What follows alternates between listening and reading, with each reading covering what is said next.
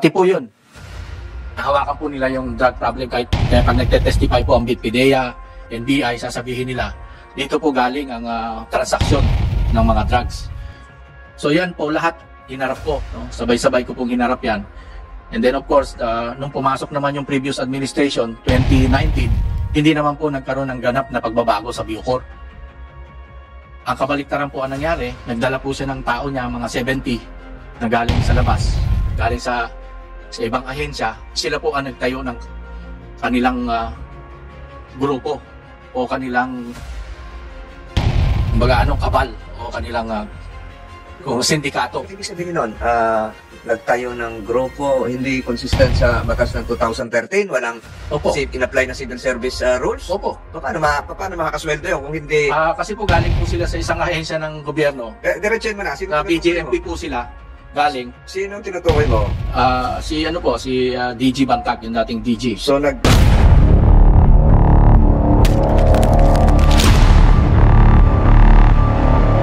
sinabi ng chairman noon, nung unang pagdinig, bibigyan natin ng pagkakataon bago natin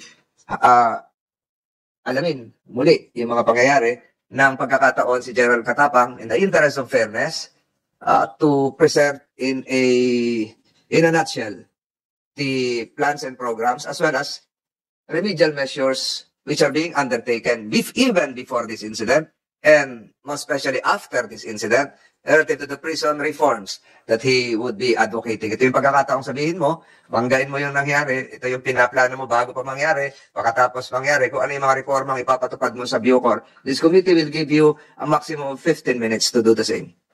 And it will likewise serve as a prelude to what you will be presenting during your budget hearing. Yes, patunayan mo sa Committee on Finance ng Senado na dapat na madagdagan o ma-maintain ang pondo ng Bucor para sa susunod na mga taon na hindi na maulit itong mga ganitong mga pangyayari, manapay, dapat maging matagumpay ang Bureau of Correction sa ilalim ng iyong panunungkulan. General Katapang, you have the floor. We have your ear for 15 minutes.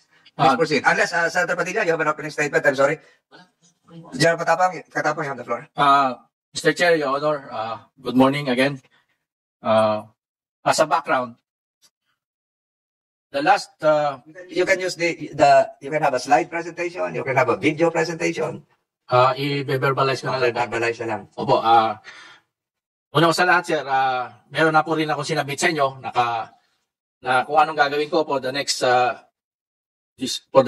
years that I have to address the problems of Bucor. Una sa lahat, sir, unang-una, 1973 yung huling...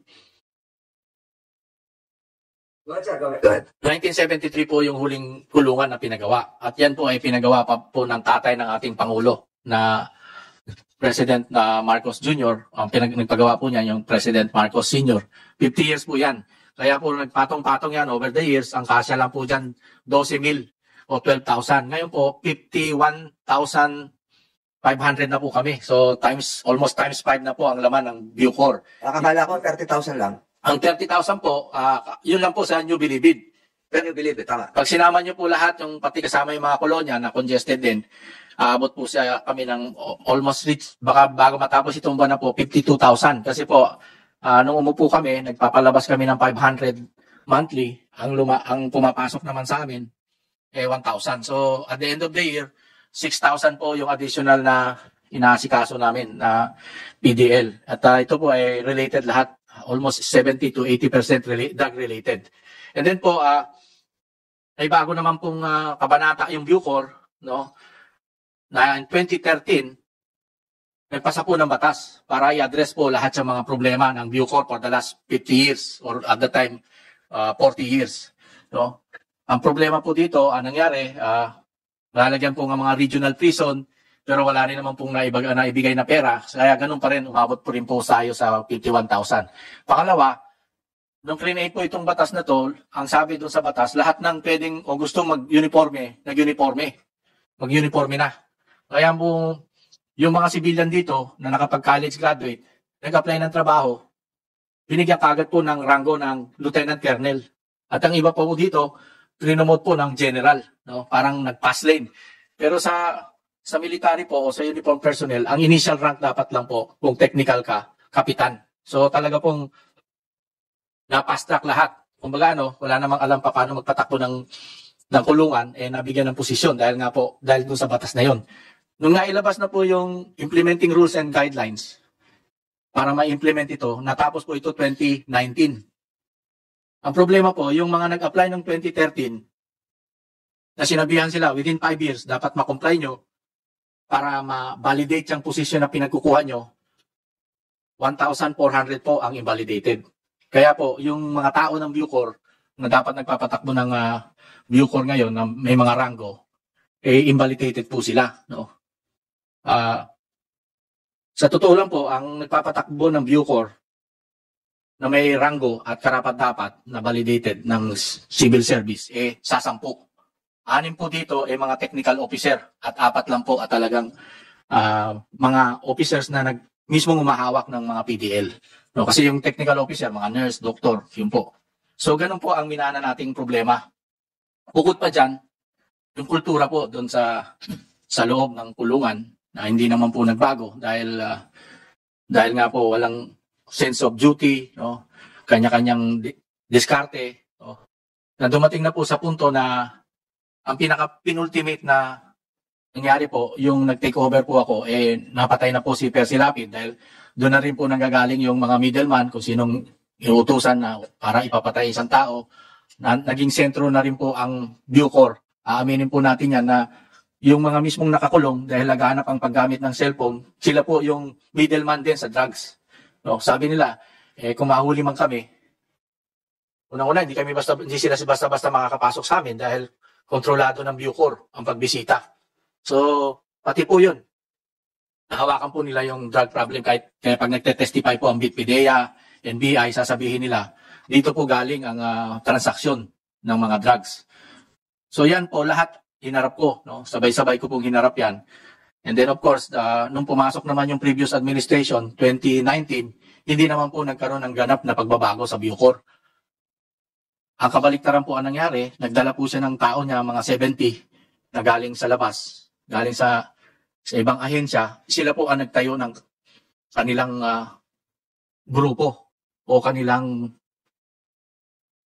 kabal o kanilang sindikato. Ibig sabihin nun, nagtayo ng grupo, hindi consistent sa batas ng 2013, walang in-apply na civil service rules? Opo. Paano makakasweldo yun kung hindi? Kasi po galing po sila sa isang ahensya ng gobyerno. Diretso mo na. PJMP po sila.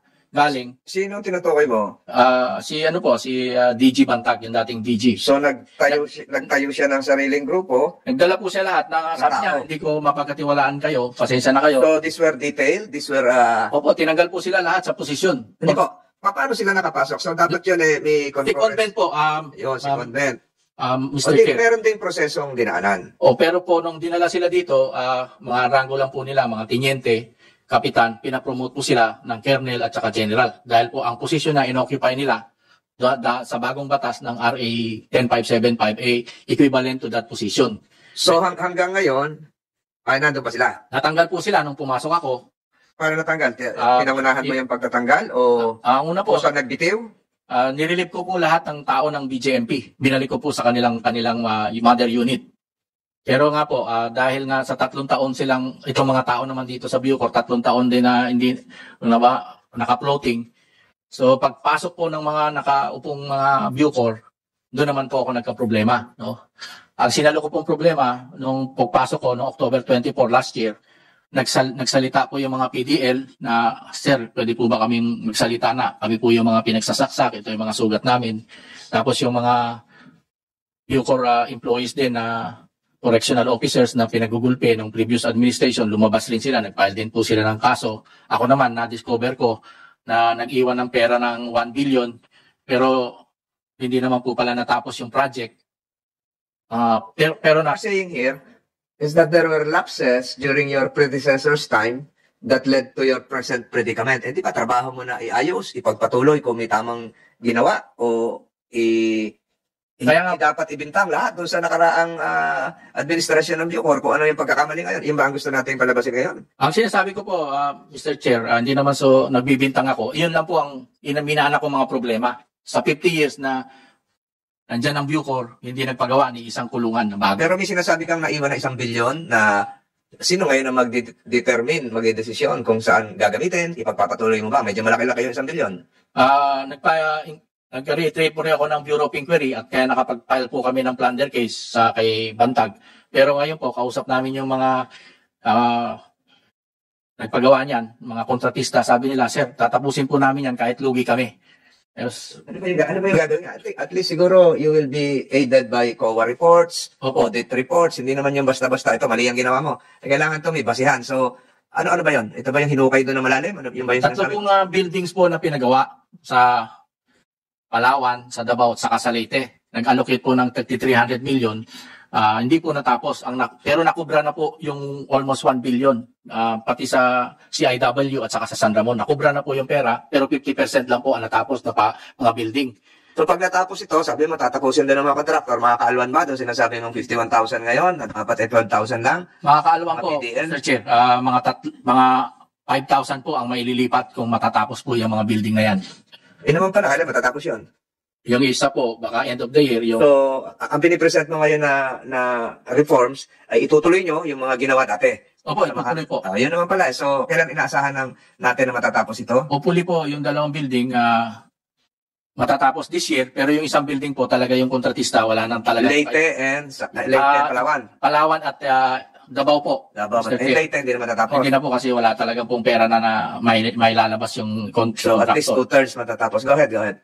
And then nga po, ito na po yung mga ginagawa ko ngayon. Ina-assess ko po yung capability ng Bucor kasi wala pong doctrine, wala pong organization structure, walang training. Wala kaming leadership, wala kaming personnel na qualified at of course, most important yung facilities. Pero kahit ganun pa man ang nangyari, kapag transfer na po ako ng PDL na 1,000 sa Iwahig at saka sa Sablayan, at nagtatarget pa rin po ako na maglipat ng 4,150 na PDL next year para sa ganun maibsan ang problema sa maximum. Nung umupo po ako, nakapagpa-release na po ako ng 5,600 PDL. From November 2022 to August 2023. And then po, nag-dismantle na po ako ng Cobol na 2,812 doon sa lahat po ng building ng New Bilibid Prison sa maximum. And then nagpagawa na po ako ng General Order, Comprehensive Administrative Machinery for the Bureau of Corrections para po magkaroon ako ng kapangyarihan na supilin at parusahan lahat ng mga kawani na hindi susunod sa mga naaayong batas para bantayan at siguraduhin ang security ng mga PDL. Nag-initiate na rin po ako ng cashless policy kasi wala na pong pera na iikot. Siguro sa pinakamaagang panahon by end of September po, lahat po ng pera ngayon dyan magiging cash coupon at lahat na maaabutan na may perang talagang tunay na pera makakasuhan. And then nakakuha na po ako ng assorted contraband na 3,292 various types of contraband. Ang karamihan po nito 10 firearms na 45, isang 40 caliber, may isang granada, may mga yung homemade shotgun, at marami pong mga cellular phone 252, yung electronic devices 180 at shabu, na marami po kami nakukumpiskang pera rin na almost 149,743. General, matigil ko kayo. Sa shabu po, sa illegal drugs, mga ilang kilo na pong shabu ang nahuli ninyo? Wala po hindi po abot ng mga 200 grams po, worth of mga 2 million na po. Kasi nasabi niya may perang nahuli. Opo. Siguro yun yung bunga ng transaksyon. Patuloy niyo pa bang pinapabulaanan yung pinakita ng first hearing na video na involve yung isang kopya na dineliver na may shabu? Opo, kasi po Still maintain that? Mini-maintain That po never namin. happened? That was not inside the Bucor premises? Opo, Mr. Chair. Kasi po hindi talaga lulusot yung ganong kadaming laki ng shabu na bloke-bloke. Ang makakalusot po, Mr. Chair, ang usong-usong ang ginagawa po ngayon, kaya po humingi rin kami ng tulong sa inyo, yung condom, pagpamanhin na po, nilalagay po doon ng shabu. Tapos ilalagay po sa puwerta ng mga babae. Hindi naman po namin pwedeng kapkapan yung mga babae. Makakasuhan naman po kami ng Pero yung pong shabu na ipinakita nung yung video na pinakita na nilagay doon sa ube, hopya, hindi totoo? Hindi po totoo yun kasi pinasalungalingan din po nung dalawang PDL na nahuli, sabi na sila po yung gumagawa ng sachet, nagre-repack. Melvin ba yun? Opo, sila po nagre-repack pero nung